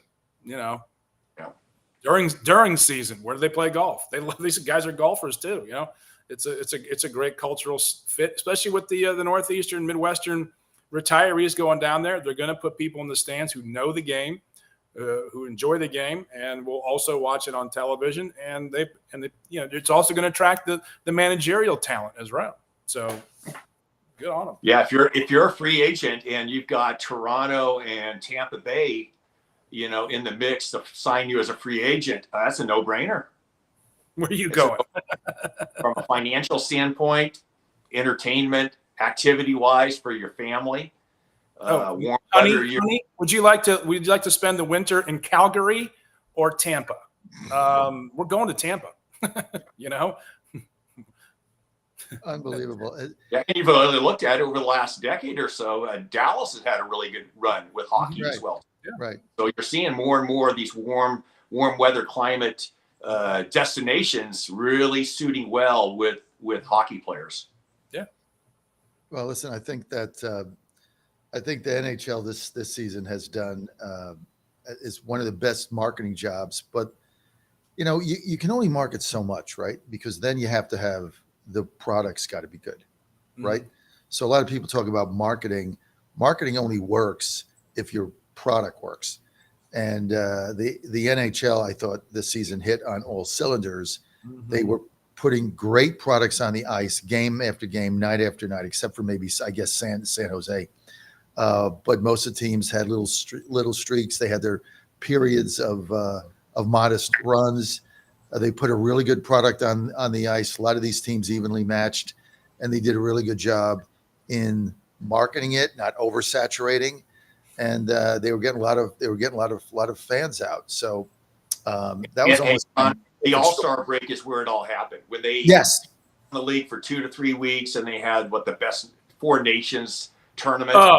Wow. I think that elevated the game, and that brought a new audience to the arena. And I think you're going to, if the NHL does it right, they can do the same thing with the Olympics next year as well, too, and be a real springboard into the final half in the Stanley Cup playoffs. Kudos to the NHL for figuring that one out. Yeah, I really hope the Canadians and the Americans put together a 5-game series and rotate around the original 6 cities and just look. It was just great drama. It was great hockey. It's great hockey. It was like hockey. Let's go punch the Canadians every day. Let's just do that. I mean, look what it led to. It's great hockey. Great, And the great other stuff. thing I loved the break. Like it was what, 2 weeks? I mean, when it first came up, I'm like, 2 weeks, like what is that? That's like ridiculous. But then I liked it because you got to focus on the other thing, and then teams got a chance to rest and regroup. And I think the Penguins actually came back and like started winning like out of the blue. Yeah, they got hot. They got real hot. They got hot. They won like eight out of nine with a tie, and I'm like, hey, we're going to make the playoffs. And we went down again. But teams can take that time and work on some stuff. But I liked it. And I like the second half of the season. Like, you can make a second half run, I think, in hockey. But you look at the NHL this season, again, except for San Jose, almost, and it's not like, years ago in the NHL, like every team made the playoffs but 3 or something. So the regular season was stupid. I mean, it was just dumb. Then they changed all that, where now you got to fight to get in the playoffs. But you go to the final month, I mean, except for a couple teams, like everybody had a shot. There were so many teams that had a shot to make the playoffs down the line. The Red Wings were there. I mean, there were only really a couple of bad teams that were out of it. I think even Anaheim was on the bubble for a while. So you just had a lot of teams that had meaningful games at the end of the season, and I think that mattered as well. And that's because of the salary cap, right, guys? Yeah, well, you got the Flyers, the Bruins, and the Blackhawks finishing at the bottom tier of the league, and those are some of the largest markets in the country, and they're just more competitive this year. And I think they'll be back, obviously, with the Bruins a couple years trading away Marchand. They're reloading. The Penguins have a ton of draft picks in the next couple of years, but that's the league. And there's a difference between the league and the game, and they haven't messed with the game because the game is a great game to watch, right? There's no rules changes. There's no 3-point shots. This is just guys knocking it out every shift and playing hard all night long. Great, quick, fast, physical game that the fans love and have come to love. And that's a league on the rise. That's a brand on the rise. No question about it. And even the season for the bottom feeders, like at the beginning of the season, because I bet hockey, right? So you followed. At the beginning of the season, Montreal was horrible. Like they couldn't win a game. So I was fading them every night. All of a sudden they got hot, made the playoffs, right? They just got hot. Right. They made some internal changes. The Blackhawks were pathetic at the beginning of the season. People forget in the middle of the season, they actually had a run. Mm-hmm. They actually started winning games, and so they got hot. The Penguins got off to a horrible start, and then they had a little run that we just said. So a lot of these teams, the Red Wings got red hot in the middle of the season or towards the end. Remember that? They had won 10 of 12 or something, and got back in the playoffs. Yeah. Islanders were on the bubble. So a lot of these teams, Boston had their chances. So there was only a couple teams that were bottom feeders that were out of it. Speaking of bottom feeders, what the hell are we going to do with the Rockies? The Colorado Rockies? Yeah. Vince, what do you do? I had mentioned earlier about how the Giants have a difficult time luring hitters to their yard as free agents. If you're a pitcher, why would you ever sign a contract with the Colorado Rockies unless they just paid you this overabundant amount of money compared to everybody else? So pitching is always has been a problem for the Rockies. They can't sign good pitchers, or if they develop good pitching, by the time they hit free agency, they got no chance of signing him. And the Rockies, golly, it's I don't know if you guys have been to their ballpark. It's a wonderful ballpark, Coors Field. Oh, great. It's one of the best ballparks in the major leagues. It really is.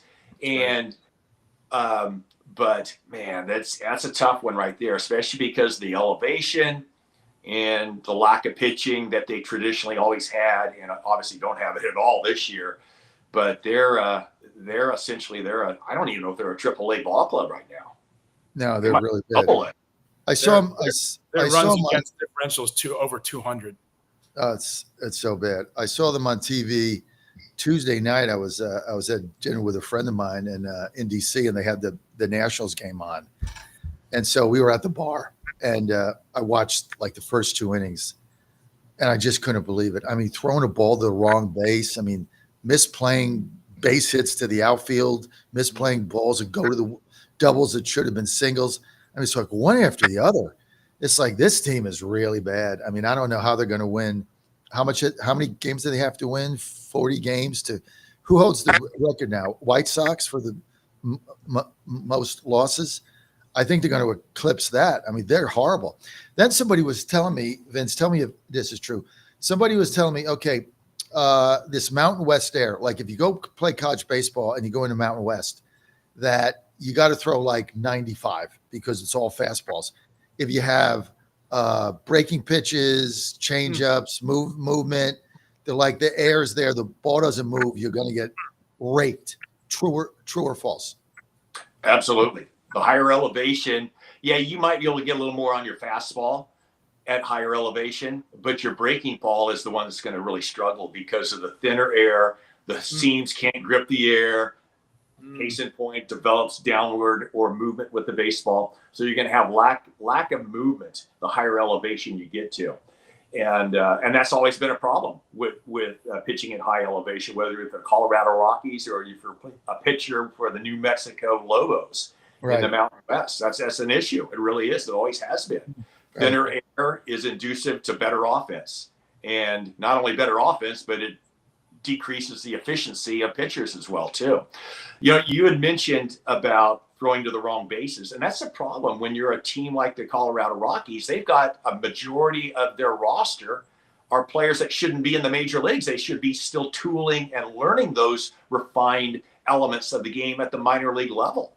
And when you have to rush a kid to the major leagues because you have no veterans on that major league roster, yeah, it's great. I mean, yeah, I'm getting elevated to the major leagues, but you know, your deficiencies that you should have learned at the minor league level is exposed at the major league level and any higher level that you go to, whether you're a JUCO guy going to the 4-year level or a high school kid going into college.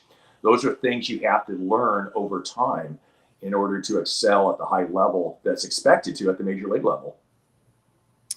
Well, listen, I don't know how the Rockies are going to win. How many games did the White Sox win last year?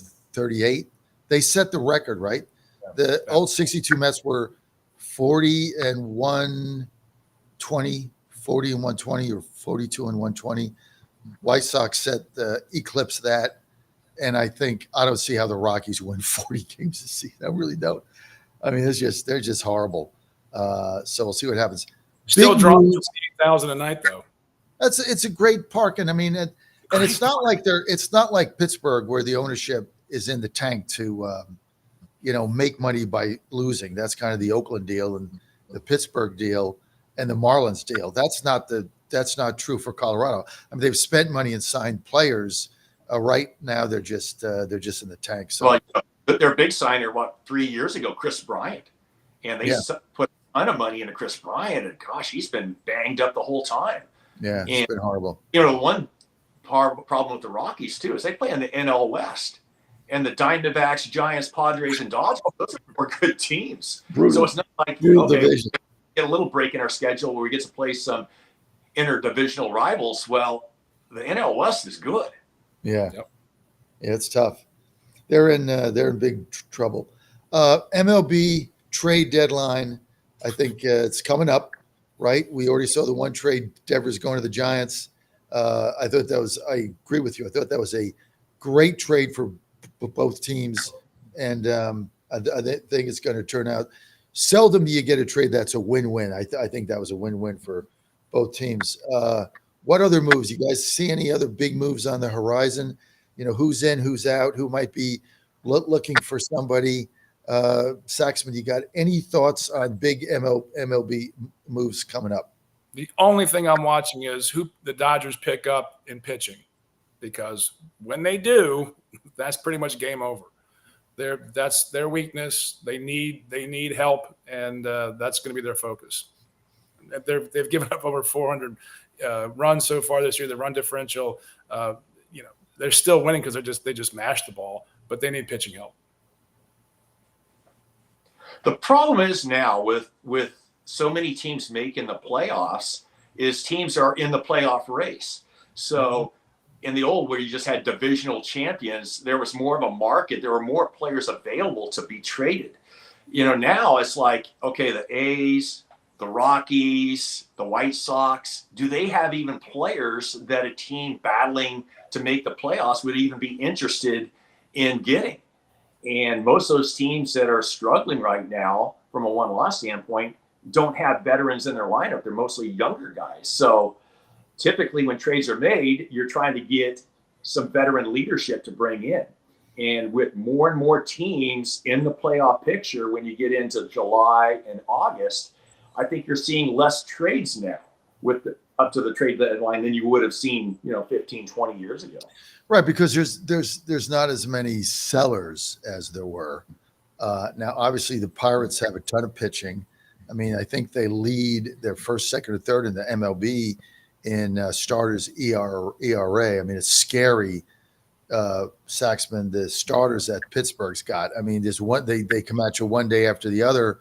I mean, even when they get beat, it's 2-1. So I assume they're going to be sellers. They can't let go of Paul Skeens. There would be a downtown riot. So that's not going to happen. Yeah, that's not going to happen. But Mitch Keller, I mean, I don't see him staying, right? That's the most logical move for the Pirates to get some AAA bats that they can start plugging in. Keller to the Dodgers makes a lot of sense.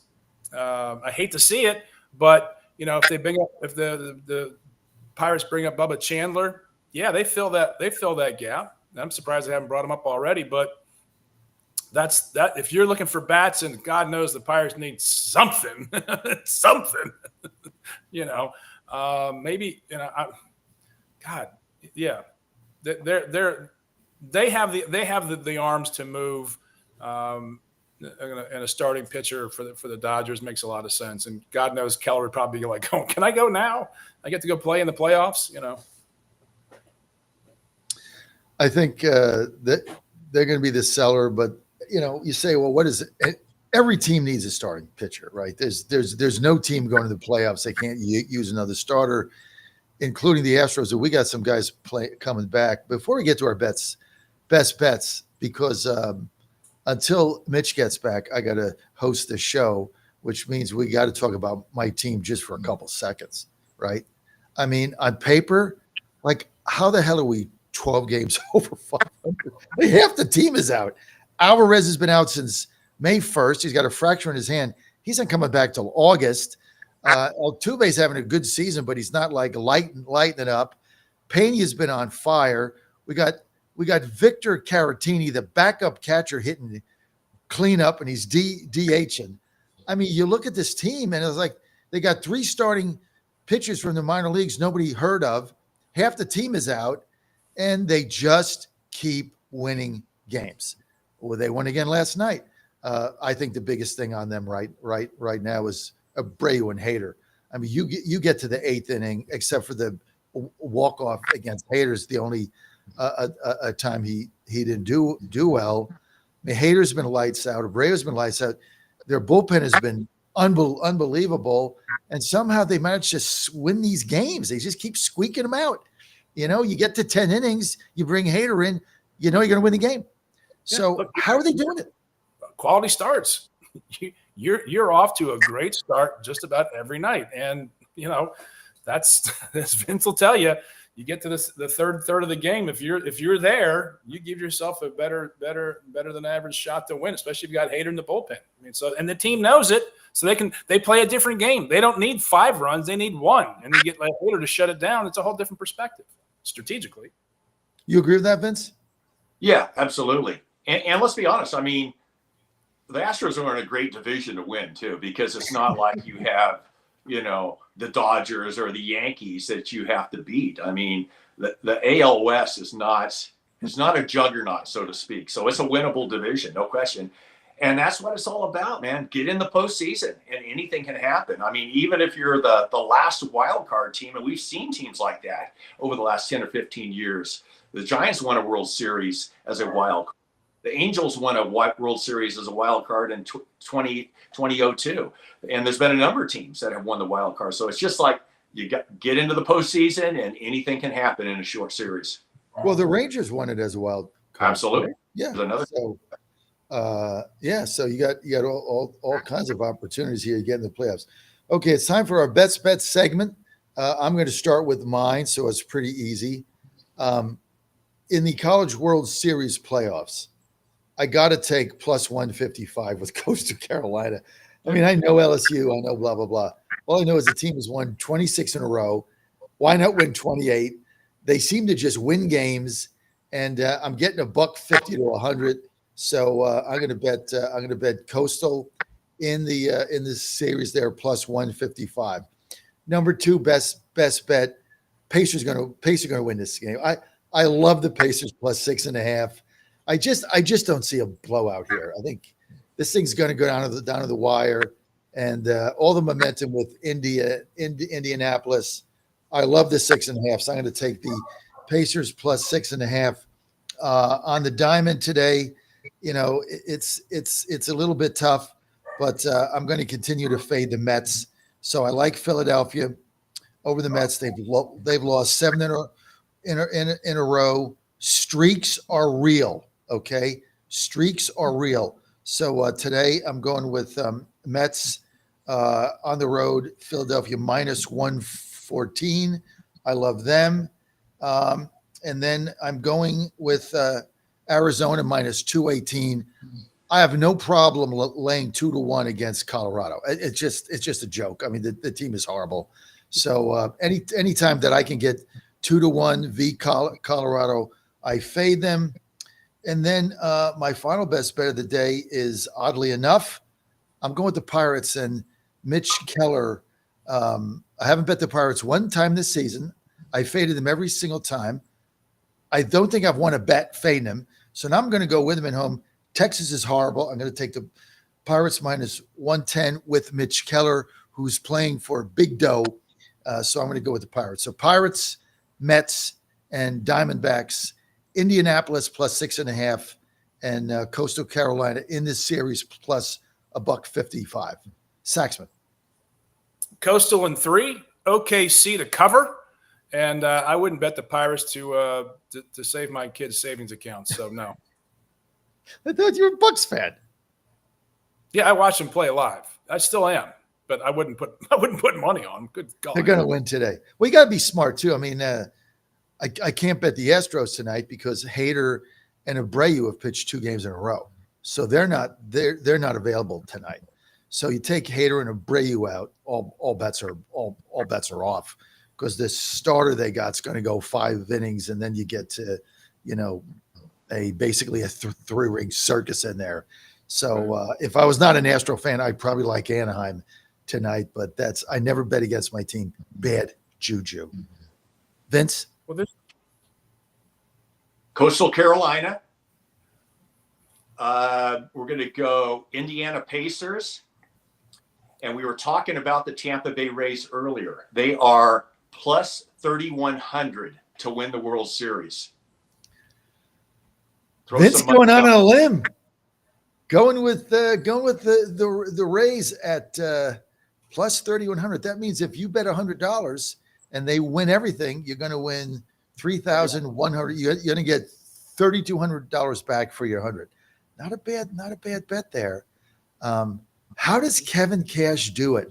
Doesn't matter where they play, what stadium they play in, that cement truck, and now they're in a minor league stadium. They shake the pitching tree.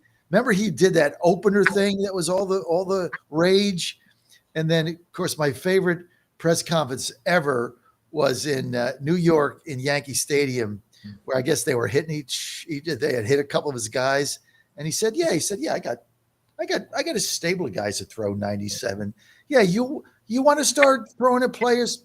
Yeah, I got a whole bunch of 97, 98. I don't know where the ball's going. They don't know where the ball's going. They're green. They throw 97. Who knows? We'll see how it shakes out. Best press conference ever in the history of baseball. Saxman, you got the final word. Go ahead. Tampa Bay quality starters are whipping 118. That's why they're there. They came out. I don't know how he does it. year after year with no money. And every season, they're like right there. Where they get these pitchers, Vince, I have no friggin' idea. I don't know where they get them. Like I always say, they shake the pitching They tree. are developing them. They probably have a very robust system internally. Good for them. Yeah, and I'm sure they have great academies in the Dominican Republic and Venezuela too. They've really tapped into the Caribbean aspect of getting players at age 16, signing them, developing, not rushing them, but developing over time. And boy, it's hard to argue against that player development that the Rays do. That's going to be a wrap on Godzilla Wins. I want to thank Chris Saxman. I want to thank Coach Vince for being with us. You got our best bets. If you have a problem gambling, 1-800-GAMBLER, 1-800-GAMBLER. All our picks are for entertainment purposes only. Go to 1-800-GAMBLER. This has been Godzilla Wins. Up next across the John Fredericks Radio Network, Jay Delsing. I will see you Monday morning live in Washington, D.C., bright and early, 6 a.m. Eastern Time, 3 a.m. Coach Vincent's time. See you then. Have a great weekend.